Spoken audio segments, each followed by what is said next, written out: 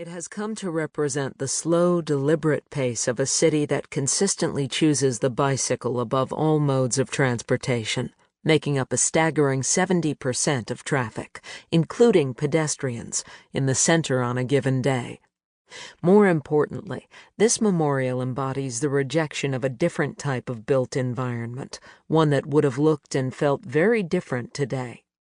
While many assume that Amsterdam's status as a world-class cycling city was a given, it quietly reminds passers-by how hard the regular citizens had to fight for that status, and how razor-thin the margins of success were. Before the Second World War, Amsterdam was a city where the streets were public spaces, says Cornelia Dinka, graduate of the University of Amsterdam's urban planning program and founder of the consultancy group Sustainable Amsterdam. They were not only for movement, but places for interaction and exchange. There was a lot of buying and selling and exchange of goods, and because people were living in such small apartments, there was an overflow of activity and street life into the public realm.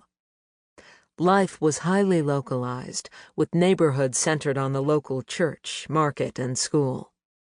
The city was smaller, and destinations were closer together, so people were moving less, claims Marjolein de Lange, an Amsterdam-based sustainable mobility and road safety consultant.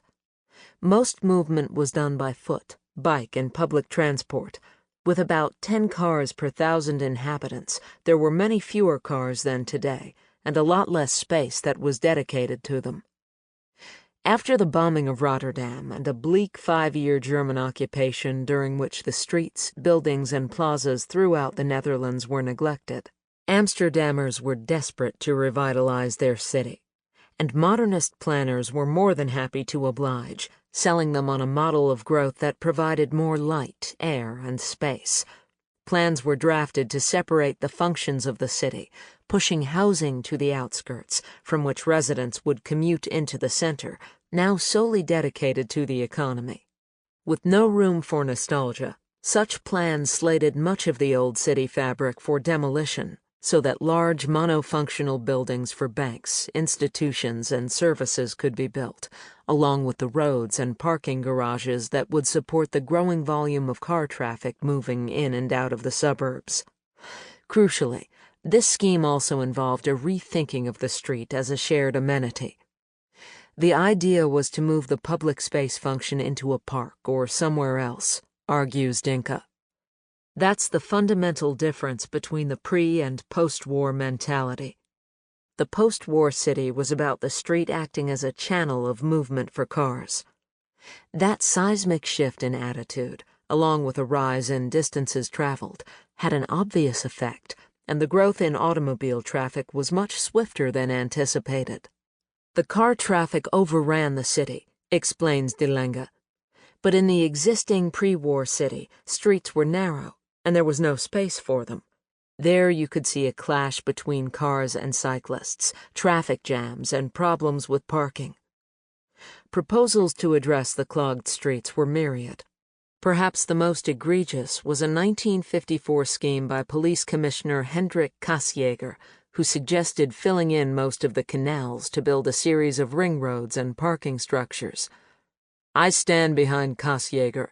Fill in 9/10 of the canals as soon as possible, wrote businessman Peter van Dijk in Het Vrije Volk, The Free People. Construct wide ring boulevards. Our children and grandchildren will not care about those canals, and you can always leave a few. While a similar plan was started, and eventually abandoned, in nearby Utrecht, Amsterdammers were not the least bit interested in losing one of their most treasured assets. That plan was ridiculed by most people in the city, says de Lange. That ended the discussion of filling in the canals for roads. Another such proposition was a 1961 study written by young American traffic engineer David Jokinen, working in the Netherlands as a well-funded lobbyist for Stichting Weg, Road Foundation, a pro-business pressure group.